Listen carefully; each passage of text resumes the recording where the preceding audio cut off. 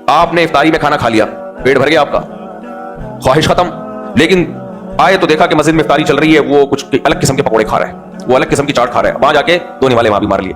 ये ख्वाहिश नहीं है, ये क्या है? ठरक। ये खत्म नहीं हो सकती। और बहुत से लोग ऐसे होते हैं एक दफा जब खा लेना तो फिर उनको इससे कोई गरज ही नहीं है कौन क्या खा रहा है, कह रहे हैं हमने खा लिया उससे। होता कि नहीं होता? आपने देखा है, अपने ऊपर भी आप मुशाहिदा कर सकते हो ना।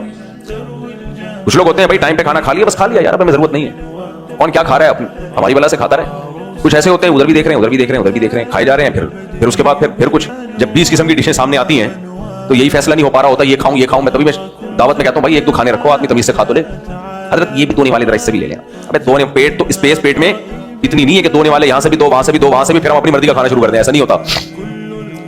कुछ लोगों के पास एक्स्ट्रा स्पेस है, एक्स्ट्रा मेमोरी कार्ड है उनके पास, स्पेस ही स्पेस है, खाए जा रहा है। तो ख्वाहिश पे कंट्रोल नहीं है तो वो कंट्रोलिंग पावर ही खत्म।